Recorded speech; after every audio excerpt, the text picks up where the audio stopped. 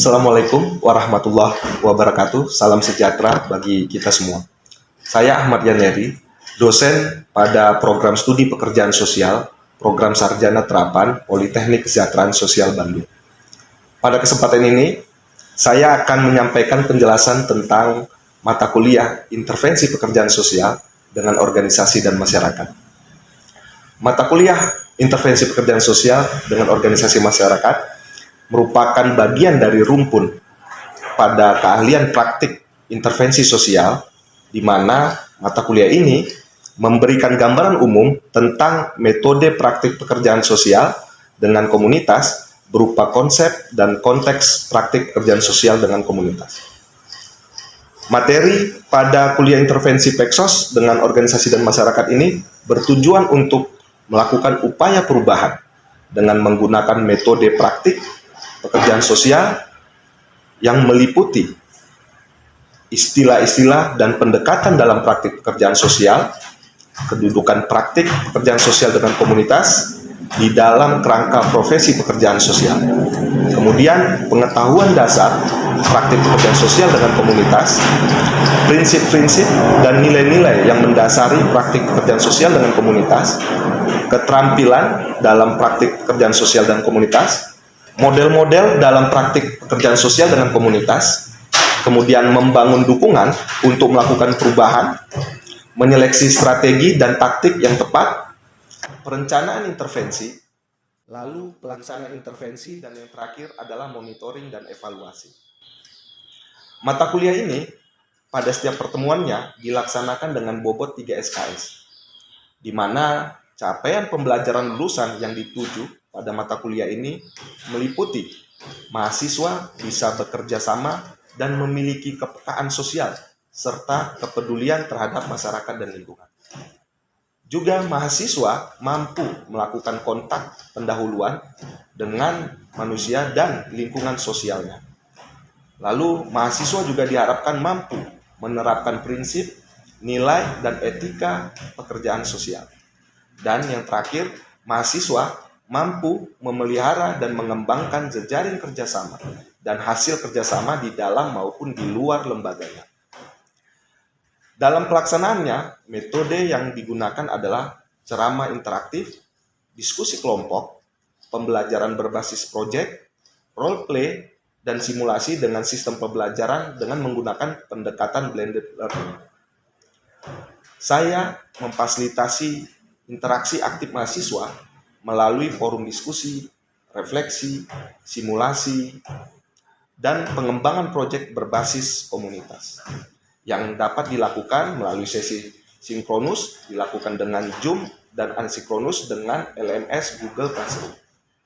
Contohnya, melalui sesi praktik intervensi, mahasiswa melakukan pemetaan masalah sosial, menyusun dan mempresentasikannya, lalu dalam kelompok kecil mendapatkan masukan dari tim pengajar atau dosen dan teman sejawat.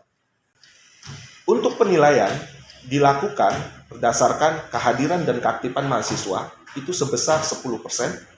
Untuk tugas makalah maupun tugas lapangan itu diberikan penilaian sebesar 30%. UTS berbasis kasus itu sebesar 30%, dan yang terakhir UAS berupa proyek intervensi di lapangan itu sebesar 30%. Instrumen penilaian ini mencakup indikator kognitif berupa pemahaman konsep, afektif, empati, dan kepedulian, dan psikomotorik terkait dengan keterampilan dan intervensi. Demikian pengantar pada mata kuliah intervensi pekerjaan sosial dengan organisasi dan masyarakat. Saya berharap dapat terus berkontribusi dengan meningkatkan kualitas pendidikan khususnya di dalam pekerjaan sosial di Indonesia. Assalamualaikum warahmatullahi wabarakatuh. Selamat pagi saudara-saudariku semua, rekan-rekan mahasiswa yang saya banggakan. Pada hari ini, alhamdulillah ya, kita bertemu kembali di mata kuliah intervensi pekerjaan sosial dengan organisasi dan masyarakat. Dalam perkuliahan kali ini, kita akan mempelajari bagaimana strategi dan taktik dalam intervensi pekerjaan sosial dengan organisasi dan masyarakat. dengan tujuan untuk melakukan upaya perubahan terhadap sebuah komunitas yang menjadi target sasaran oleh calon pekerja sosial atau pekerja sosial itu sendiri. Nah, kita akan banyak di pertemuan kali ini mengeksplorasi strategi dan taktik yang digunakan dalam aktivitas kegiatan intervensi pekerjaan sosial, ya, melalui aktivitas kegiatan-kegiatan yang dilakukan oleh pekerja sosial, ya, secara kolaboratif, partisipatif, ya, serta meningkatkan kerjasama antar lembaga dan komunitas itu sendiri. Saya berharap dalam sesi pertemuan kita kali ini membuka ruang diskusi terbuka dan kritis, tentu dalam rangka meningkatkan kapasitas saudara-saudara semua sebagai calon pekerja sosial yang tangguh dan peka tentunya terhadap dinamika yang ada di masyarakat. Namun sebelum menyampaikan materi lebih jauh, teman-teman, saya ingin menampilkan sebuah video yang berkaitan dengan kegiatan intervensi yang tentu relevan dengan mata kuliah ini. Nah, video ini adalah aktivitas kegiatan intervensi yang memang dilakukan oleh dosen dari perguruan tinggi luar. Untuk itu, saya meminta kepada teman-teman, rekan-rekan mahasiswa bisa menyaksikan dan menyimak video yang akan saya tampilkan berikut ini. Oke, teman-teman semua, mari kita lihat video yang saya berikan ini. Desa Galuh Tengah adalah salah satu desa dari grup desa yang ada dalam wilayah Kecamatan Cilongok. Di desa ini terdapat sebuah kelompok usaha ekonomi produktif membuat aneka kerajinan dari lidi yang disebut rumah lidi. Rumah lidi adalah salah satu output penelitian yang dilakukan mulai 2018 tentang pemberdayaan masyarakat berbasis modal sosial dan potensi ekonomi lokal dalam rangka menuntaskan kemiskinan di Desa Galuh Tengah, Kecamatan Cilongok, Kabupaten Banyumas. Penelitian ini dilakukan oleh Dian Harini, Dewi Siti Badriah, dosen Fakultas Ekonomi dan Bisnis Universitas Jenderal Sudirman.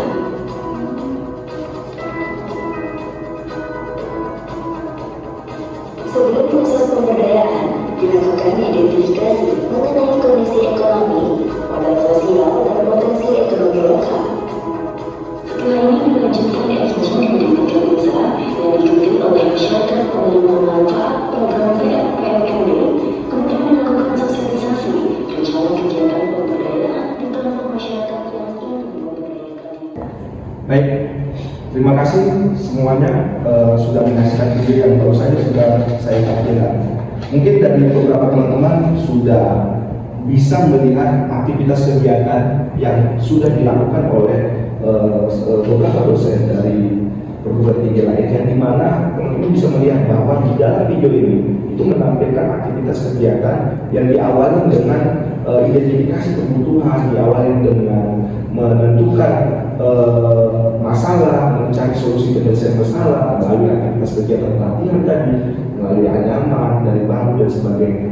Nah, video ini sangat relevan dengan materi kita pada pagi hari ini. Oleh karena itu, untuk bisa mendalami apa sih sesungguhnya yang harus dilakukan oleh seorang calon pekerja sosial untuk bisa melakukan aktivitas kegiatan yang seperti dilakukan oleh pelaku yang dilakukan oleh beberapa dosen tadi. Nah, kita akan membahas materi itu pada pagi hari ini. Oke, baik.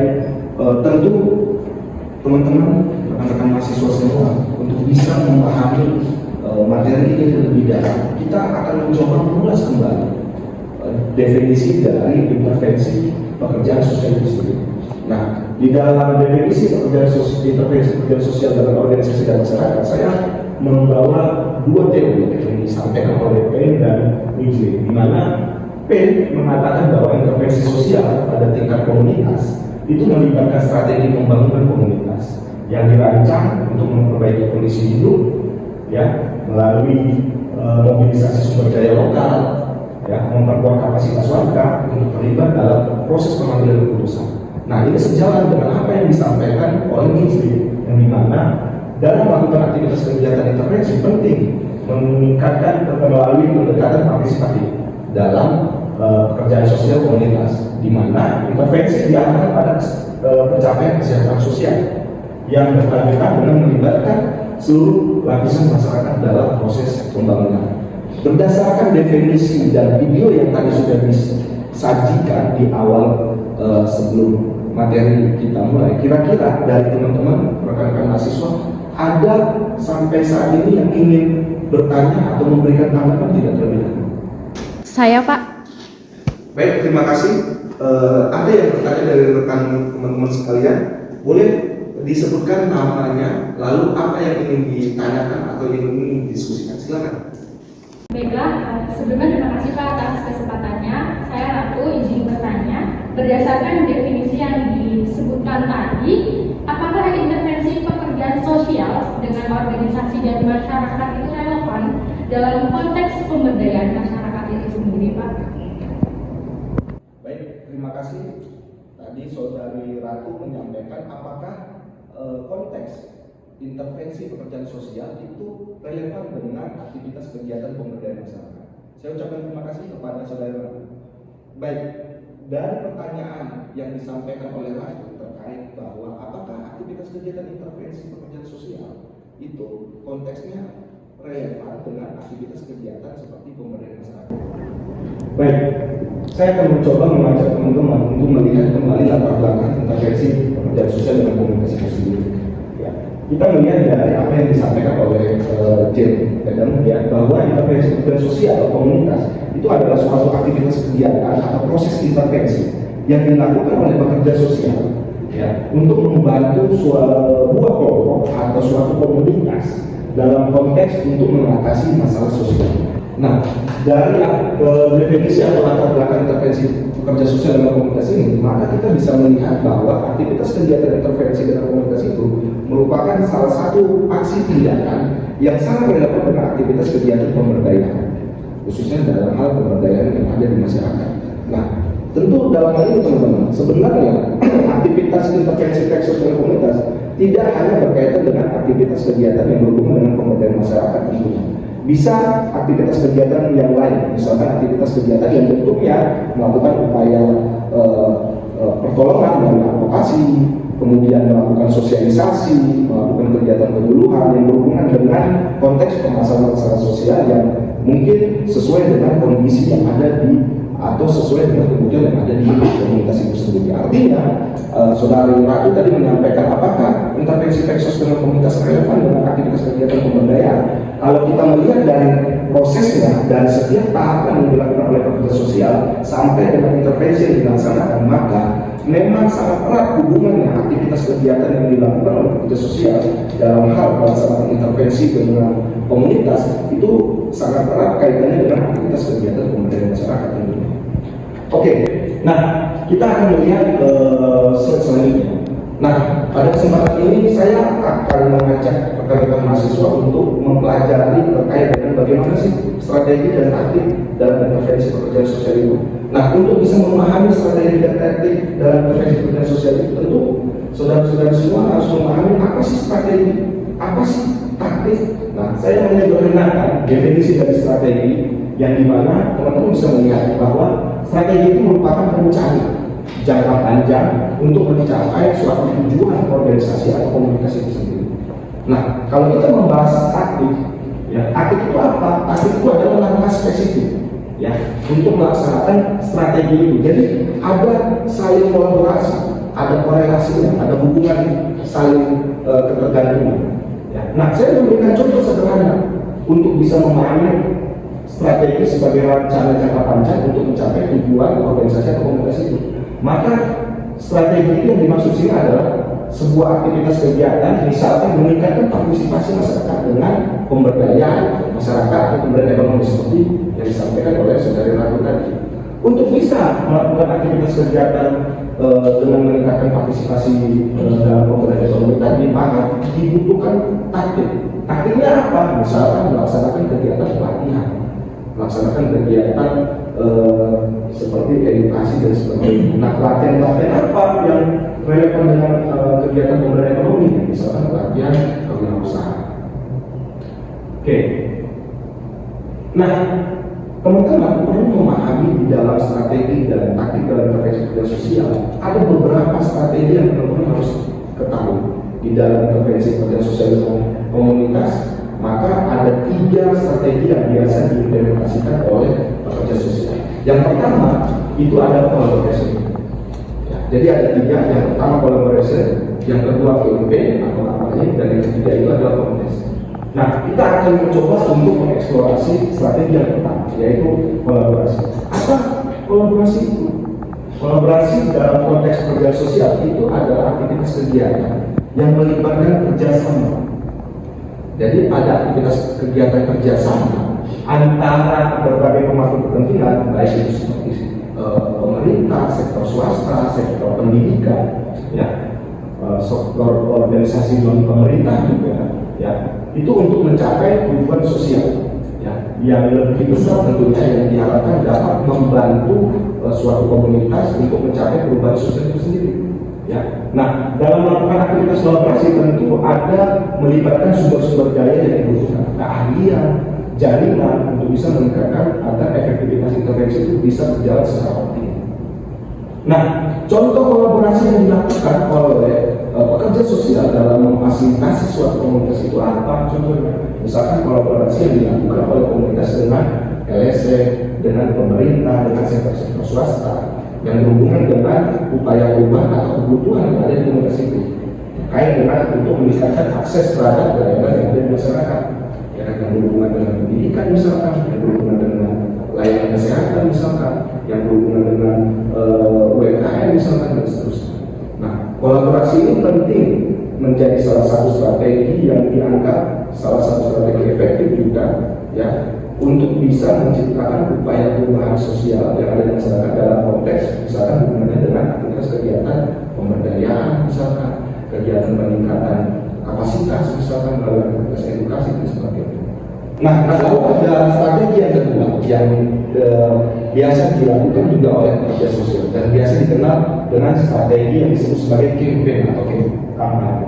Nah, kampanye di sini berbeda dengan kampanye yang mungkin dipahami oleh orang-orang awam, di mana ada aktivitas sosialisasi yang dilakukan oleh calon-calon kepala daerah misalkan dan sebagainya. Kampanye di sini dalam konteks pekerjaan sosial adalah aktivitas yang bertujuan untuk meningkatkan kesadaran masyarakat, meningkatkan kesadaran suatu komunitas, ya, yang berhubungan dengan isu-isu sosial yang muncul di suatu komunitas itu, dengan tujuan juga mendorong perubahan perilaku misalkan atau mengubah kebijakan itu sendiri.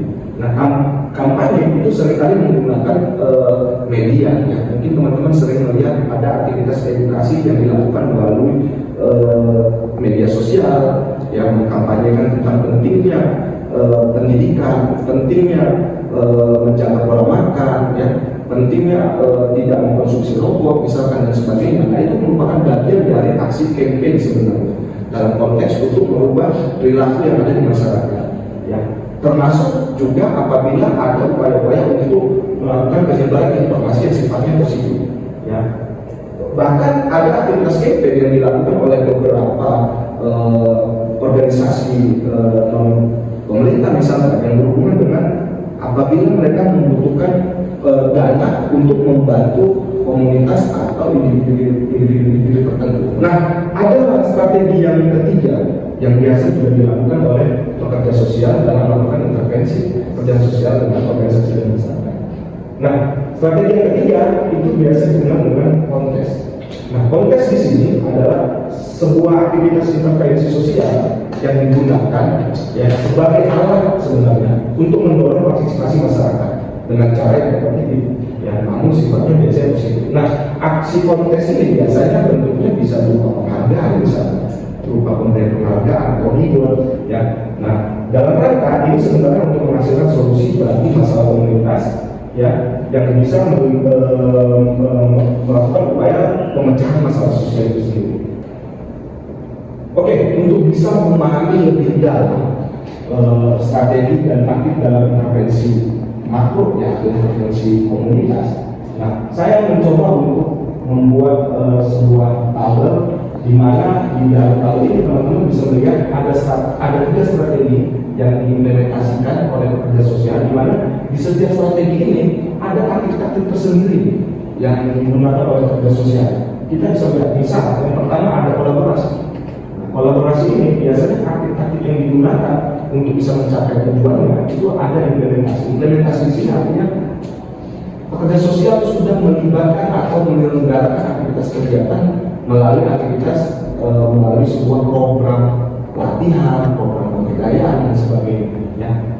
Kemudian untuk bisa melihat strategi pada aktivitas campaign misalnya, nah taktik-taktik yang bisa digunakan mungkin teman-teman biasa menggunakan ada aktivitas edukasi melalui penyebaran informasi melalui media massa, melalui media sosial dan sebagainya. Itu merupakan bagian pasti.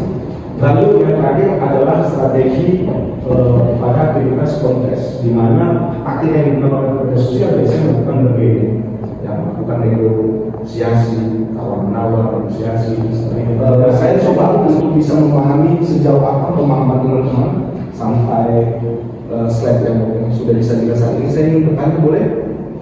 Oke, baik. Silakan yang bisa menjawab. Ya. Kira-kira dari teman-teman semua, siapa yang bisa menjelaskan taktik apa yang tepat yang dalam meningkatkan partisipasi masyarakat dan kenapa taktik itu dirasa lebih efektif? Izin Pak, saya ingin menjawab. Yang pertama adalah mengadakan pelatihan kewirausahaan atau modal bisnis lokal. Kenapa taktik tersebut efektif untuk dijalankan? Yang pertama adalah melibatkan langsung masyarakat sebagai aktor utama untuk menjalankan ide bisnis yang nantinya akan diselenggarakan. Dan kedua adalah memberikan insentif atau penghargaan untuk mendorong partisipasi dalam masyarakat agar mereka mau dalam pelatihan tersebut. Yang ketiga adalah mengembangkan kapasitas individu atau kelompok. Setelah dari kita mengadakan pelatihan kewirausahaan, otomatis kapasitas pengetahuan dari masyarakat individu maupun dari kelompok-kelompok itu akan meningkat, Pak. Yang terakhir adalah meningkatkan rasa memiliki terhadap program. Jadi masyarakat akan lebih merasa, oh jadi berkat dari bisnis lokal masyarakat setempat, masyarakat itu sendiri lebih kayak merasa mempunyai bisnis tersebut, Pak. Terima kasih.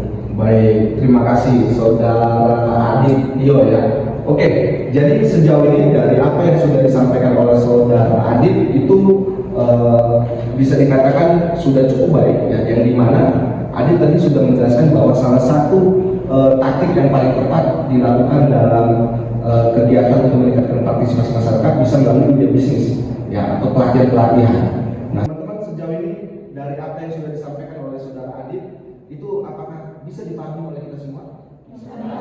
Oke, baik. Oke, kita lanjutkan di pembahasan materi selanjutnya, teman-teman. Nah, tentu dalam melaksanakan kegiatan intervensi pekerjaan sosial dengan organisasi dan masyarakat dengan menentukan strategi dan taktik yang efektif sekaligus, teman-teman sebagai calon pekerja sosial atau sebagai seorang pekerja sosial tentu akan banyak dihadapkan pada faktor-faktor yang mungkin perlu dipertimbangkan dalam implementasinya. Nah, salah satu di antaranya yang pertama adalah teman-teman akan mempertimbangkan analisis kebutuhan. Nah, analisis kebutuhan ini apa? Nah, analisis kebutuhan ini adalah berkaitan dengan isu-isu atau masalah-masalah sosial yang muncul, di mana berdasarkan dari isu atau masalah sosial yang muncul yang diidentifikasi melalui kegiatan asesmen yang pada tahapan aktivitas intervensi kerja sosial dengan organisasi dan masyarakat, maka teman-teman akan menganalisis kebutuhan dalam konteks bagaimana upaya perubahan atau penyelesaian masalah itu sendiri. Kemudian yang kedua, faktor lain yang perlu dipertimbangkan adalah sumber daya. Nah, berkaitan dengan sumber daya ini apa? Berkaitan dengan misalkan SDM, bagaimana kondisi SDM yang ada di suatu wilayah tersebut, apakah SDM-nya memadai atau tidak. Lalu yang keempat adalah tujuan program. Nah, tujuan program ini adalah ending dari pelaksanaan implementasi itu. Mau dibawa, mau diarahkan kemana aktivitas kegiatan yang akan dilakukan oleh pekerja sosial itu. Apakah tujuan programnya untuk jangka pendek atau jangka panjang? Ya, tentu dalam aktivitas intervensi kerja sosial, satu hal yang diharapkan adalah kegiatan itu sustainable atau berkelanjutan.